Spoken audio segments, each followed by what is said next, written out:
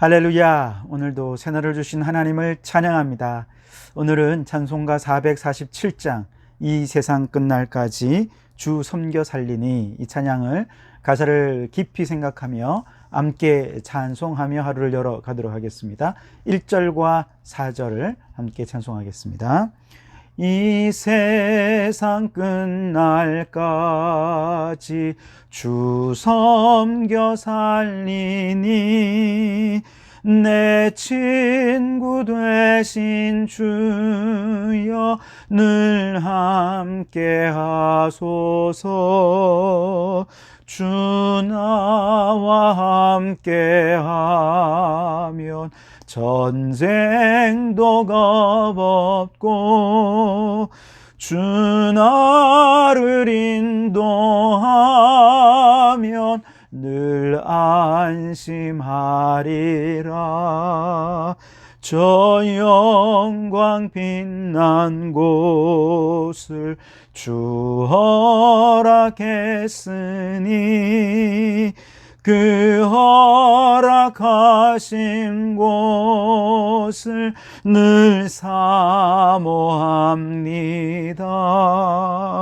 끝까지 쉬지 않고 주 따라가리니,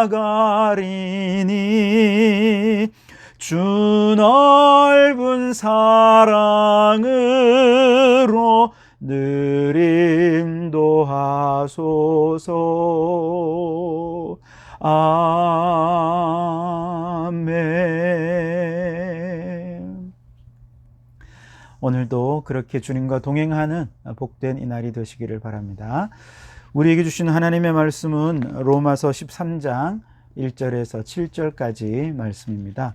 로마서 13장 1절에서 7절까지의 말씀 봉독해 드리겠습니다. 각 사람은 위에 있는 권세들에게 복종하라. 권세는 하나님으로부터 나지 않음이 없나니, 모든 권세는 다 하나님께서 정하신 바라. 그러므로 권세를 거스르는 자는 하나님의 명을 거스름이니, 거스르는 자들은 심판을 자취하리라. 다스리는 자들은 선한 일에 대하여 두려움이 되지 않고 악한 일에 대하여 되나니, 내가 권세를 두려워하지 아니하려느냐? 선을 행하라. 그래하면 그에게 칭찬을 받으리라. 그는 하나님의 사역자가 되어 내게 선을 베푸는 자니라. 그러나 내가 악을 행하거든 두려워하라. 그가 공연히 칼을 가지지 아니하였으니 곧 하나님의 사역자가 되어 악을 행하는 자에게 진노하심을 따라 보응하는 자니라. 그러므로 복종하지 아니할 수 없으니 진노 때문에 할 것이 아니라 양심을 따라 할 것이니라. 너희가 조세를 바치는 것도 이로 말미암음이라. 그들이 하나님의 일꾼이 되어 바로 이 일에 항상 힘쓰느니라. 모든 자에게 줄 것을 주되 조세를 받을 자에게 조세를 바치고 관세를 받을 자에게 관세를 바치고 두려워할 자를 두려워하며 존경할 자를 존경하라. 아멘. 오늘도 이 말씀을 통해 우리에게 주신 하나님의 음성을 듣게 되기를 바랍니다. 구원받은 하나님의 자녀, 천국의 상속자로서 우리가 날마다 하나님을 예배하는 삶을 살기 위해서 우리의 몸을 산제물로 드릴 수 있어야 되겠어요. 그러기 위해서 우리는 먼저 개인적으로 성령님께서 우리의 마음에 오셔서 마음의 주인 되시도록 그분께 모든 주도권을 내어 맡겨 마음의 변화를 받아서 하나님의 뜻을 추구하는 삶을 살아야 되겠죠. 그리고 더 나아가서 교회 공동체, 믿음의 공동체를 통해서 함께 하나님께 예배하는 삶을 살고자 한다면 모든 믿음의 지체들을 한 몸의 지체다라고 생각하면서 서로 연결되어 있다는 생각으로 서로를 존귀히 여기면서 그렇게 섬기는 일에 산제물로 드릴 수 있어야 합니다. 그리고 더 나아가서 이 세상의 많은 불신자들과 함께 살면서 그곳에서 하나님께 영적 예배를 드리고자 한다면 어떻게 해야 되는가? 그것은 우리의 이웃들의 즐거움에 또 아픔에 상처에 공감하고 겸손히 낮은 모습으로 저들을 섬길 수 있어야 되겠죠. 그러나 원수된 사람들은 어떻게 합니까? 원수된 사람들과의 관계 안에서도 하나님께 예배하기 위해서 우리는 먼저 악을 악으로 갚지 말고 선으로 악을 갚아야 하겠습니다. 그러면서 모든 사람과 더불어 어떻게든 화해하기 위해서 예수님이 우리의 화목제물이 되셨듯이 우리에게 주어진 화목해 하는 직분을 감당하면서 우리도 화목제물로 하나님께 드려질 때 우리는 불신자들의 관계 안에서도 하나님을 예배하는 삶을 얼마든지 살 수 있게 될 것입니다. 자, 그리고 이제 오늘 본문의 말씀에서는 국가와의 관계 속에서 한 시민으로서, 한 국민으로서 우리는 어떻게 하나님을 예배하는 삶을 살 수 있을까 하는 문제인데요. 오늘 그 키워드는 선을 행하는 국가라고 한다면 그 위의 권세에 복종해야 한다라고 얘기할 수 있겠습니다. 1절 말씀과 2절 말씀을 보시면 각 사람은 위에 있는 권세들에게 복종하라. 권세는 하나님으로부터 나지 않음이 없나니 모든 권세는 다 하나님께서 정하신 바라. 그러므로 권세를 거스르는 자는 하나님의 명을 거스름이니 거스르는 자들은 심판을 자취하리라. 자, 여기 보시면 우리 하나님께서는 질서의 하나님이세요. 그래서 이 땅 가운데 그 하나님의 질서를 형성하고 질서를 통해서 다스리기 위해서 하나님께서는 권세자들을 세우게 됩니다. 그리고 이 권세자들을 하나님의 대리자로 세워서 하나님께서 이 땅을 올바르게 법의 원칙을 따라서 통치하도록, 그래서 이 땅의 질서를 유지하고 그 질서 아래서 모든 국민들이 평안과 행복을 누릴 수 있도록 하는 것, 이것이 바로 하나님께서 권세자들을 세운 이유라는 것이죠. 자, 그런데 만일 어떤 사람이 자신의 행복만을 위해서 권세자들의 정상적인 통치를 거부하고 또 통치의 원칙을 파괴하고 질서 자체를 아예 무너뜨린다면 이로 인해서 사회는 아주 혼란스럽게 될 수밖에 없겠죠. 그 한 사람으로 인해서 사회가 이렇게 혼란스러워지게 되면 결국 모든 국민들이 불행해질 수밖에 없게 되는 것이죠. 예를 들어 또 부자들이 부자들만의 특권을 유지하고 자신들만의 행복을 유지하기 위해서 자신들이 가지고 있는 재력과 권력과 힘을 총동원해서 불법과 탈세를 일삼고 위의 권세에 대해서 또 질서에 대해서 복종하지 않으려 한다면 바로 그런 사회는 불공정한 사회, 타락한 사회가 되고 또 양극화는 더 심각해지겠죠. 가진 자들은 더 가지게 되고 가난한 자들은 더 가난해질 수밖에 없겠죠. 그러니 대다수의 국민들은 불행에 빠질 수밖에 없게 될 것입니다. 결국 하나님께서 위에 있는 권세들에게 복종하라 라고 말씀하신 궁극적인 이유는 뭐냐? 이 통치권 아래, 하나님의 통치 아래에 있는 모든 사람들이 하나님의 은혜로 질서 가운데 평안하고 행복해지도록 하기 위해서 하나님께서 권세자들을 세우고 그 권세자들에게 복종하도록 말씀하신 거예요. 사사시대 우리가 잘 알지 않습니까? 통치자가 없었고 자기의 소견에 옳은 대로 행하다 보니 그 사회가 너무 혼란스러울 수밖에 없었고, 그래서 주변에서 끊임없이 공격을 받고 고통당하는 시대가 사사시대가 아니었습니까? 그래서 하나님께서 왕을 세우고 통치자를 세워서 나라의 질서를 잡고 법률을 세우고 그 질서 아래서 하나님의 백성들이 평안을 누릴 수 있게 해 주셨다는 것이죠. 결국 하나님께서 권세자들을 세우고 그 백성들로 하여금 권세자들의 통치에 복종하도록 하신 이유는, 다시 말씀드립니다, 그 모든 백성들의 평안과 안녕을 위해, 행복을 위해서 그렇게 행하셨다는 것이죠. 그러나 한 가지 전제가 필요합니다. 백성들이 위의 권세에 복종하기 위해서는 그 권세를 가진 자들이 그 선을 추구해야 한다. 이것이 전제가 되는 것이죠. 그래서 3절에 보시면 다스리는 자들은 선한 일에 대하여 두려움이 되지 않고 악한 일에 대하여 되나니 내가 권세를 두려워하지 아니하려나 선을 행하라. 그리하면 그에게 칭찬을 받으리라. 즉 권세자들은 그의 백성들이 선을 행할 때 칭찬하고 악을 행하면 그 악에 대해서 이제 그들을 다스리는 통치의 권세를 행사할 수밖에 없게 된다는 것이죠. 그러면서 권세자들은 선한 일을 추구할 수밖에 없게 되는데요. 다시 말해서 세워지는 권력자들은 이렇게 선을 추구하는 자들이 되어야 그 나라가 공정하고 질서 있게 되고 모두가 그 안에 행복해질 수 있게 된다 하는 것입니다.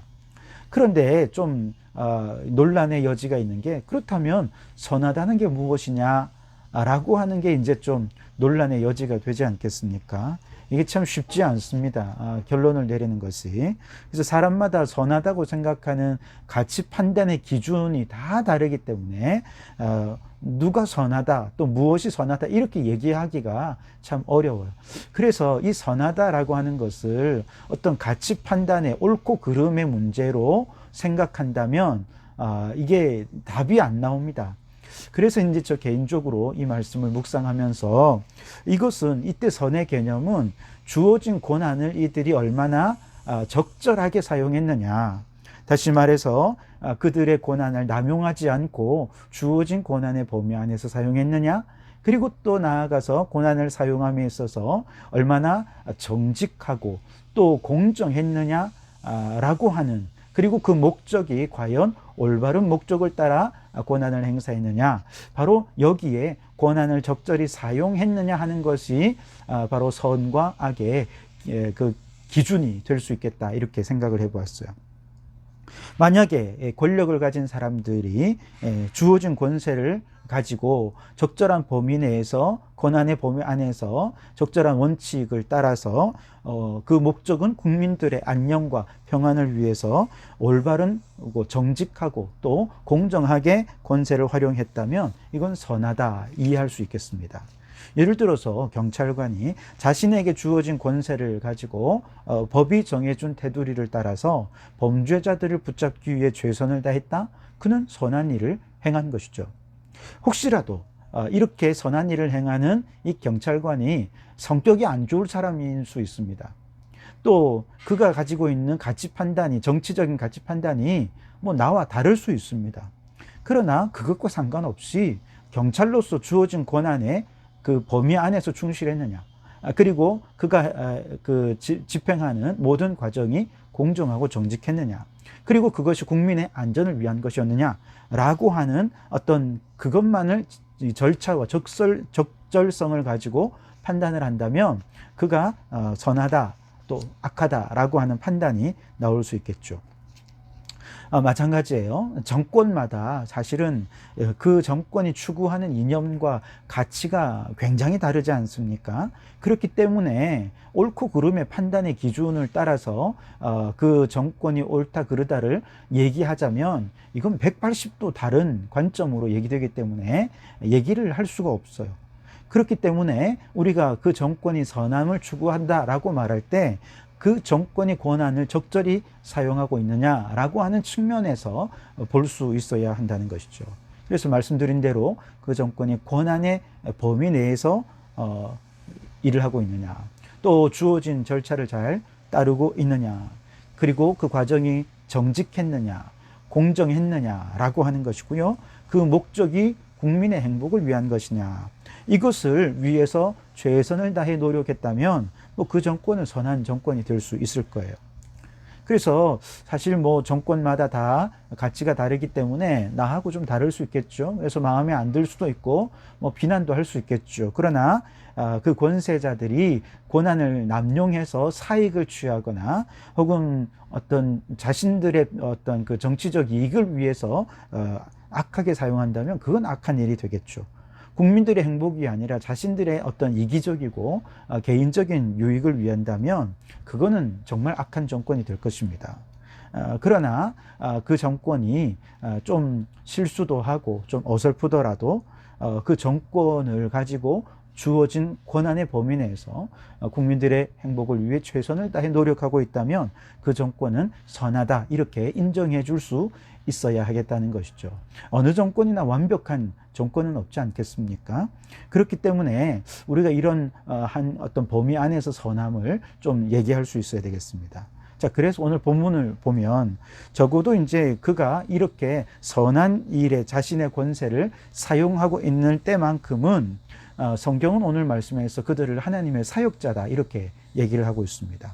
4절 말씀에 보면 그는 하나님의 사역자가 되어 내게 선을 베푸는 자니라 이렇게 기록하고 있죠. 그러니까 목회자들만 하나님의 사역자, 주의 종이 아니라 정부 안에 있는 모든 공무원들, 권력자들, 이들도 다 그들에게 주어진 권한을 가지고 공정한 절차와 정직함을 따라 국민의 행복을 위해 선한 일을 행할 때 그들은 다 주의 종이 되고 하나님을 기쁘시게 하는 자가 되고 바로 그것이 하나님께 드려지는 예배가 될 수 있다는 것이죠. 그리고 이들에게 우리가 복종하고 순종하고 따라서 질서 있게 해서 모든 국민이 행복해질 때 바로 그 자체가 하나님께 드려지는 예배가 될 수 있는 것이죠. 물론 역사상 악한 권세자들도 굉장히 많이 있었죠. 이들은 모두가 다 선을 행하지 않고 오히려 국민들을 억압해서 자신들의 사익을 취하거나 국민들을 위한다는 목적으로 개인적인 어떤 유익을 취하려 했던 그런 일들이 굉장히 많이 있었습니다. 저 유명한 아돌프 히틀러, 독일의 그 나치 정부도 자신들의 정치적인 이익과 또 세계적으로 보면 그 독일 국민들만의 어떤 행복을 위해서 저 유대인들 600만을 학살을 하고 전 세계 2차 대전을 일으켜서 정말 많은 사람들을 희생하지 않았습니까? 이게 악한 권력인 것입니다. 저 일본 놈들이 우리나라 식민지로 삼고 우리나라 말도 못하게 하고 또 우리 이름도 마음대로 개명해버리게 억압해버리고 우리나라 여성들을 강제로 동원해서 군대 위안부로 삼고 남자들은 군함도로 강제로 데려가서 인권을 유린한 거 다 악한 것이죠. 아주 악한 것입니다. 전두환이 군사 쿠데타를 일으켜서 자신이 가지고 있는 권력에 해가 된다. 그래서 광주의 무고한 시민들을 그렇게 핍박하고 학살했던 1980년 5월의 역사는 군사 정권이었던 그 당시 정권이 결코 선한 정권이 아니었다는 것을 우리에게 분명히 보여주는 것이죠. 이러한 정권에 대해서는 순종 안 해도 됩니다. 저항해야 됩니다. 그러나 어떤 정권이든지 만약에 그 정권이 자신들의 사익을 추구하지 않고 주어진 권한 안에서 국민들을 위해 최선을 다해 노력을 한다면 우리 그리스도인들은 그들을 지지해주고 그들을 격려해주고 그들을 인정하고 그 권위에 순종할 수 있어야 한다는 것이죠.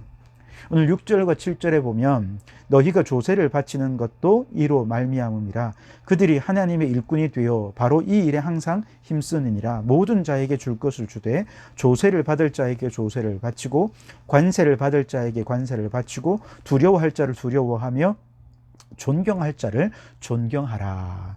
결국 정부에 대한 기본적인 신뢰를 바탕으로 두려워할 자를 두려워하고 또 존경할 자 존경하면서 위의 권세에 복종할 때 그 통치자들을 통해 온 국민이 행복해지고 그것이 바로 하나님께 드려지는 예배가 될 수 있다는 것이죠.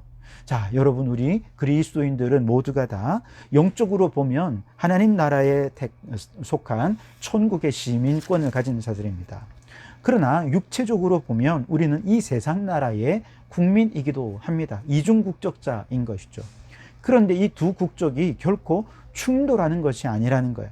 이걸 잘 조화시켜야 되는데 그것이 바로 천국의 시민으로서 이 세상 나라 한복판에서 하나님께 예배하는 삶을 살아가야 한다는 것이죠. 어떻게 예배하는 삶을 삽니까?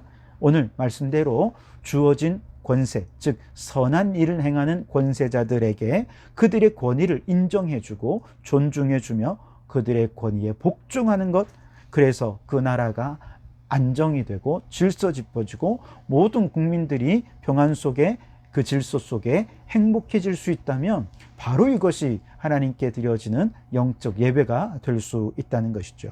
자, 그러므로 여러분 오늘 천국의 시민으로서 그리고 이 땅에 대한민국의 한 국민의 일원으로서 우리에게 주어진 의무를 잘 감당하고 위의 권세에 복종함으로 영적 예배를 드리는 우리 성도들이 되실 수 있기를 주님의 이름으로 축원합니다. 자, 기도하겠습니다. 하나님 감사합니다. 오늘도 저희들을 깨워 말씀과 기도로 하루의 문을 열어가게 하시니 감사합니다.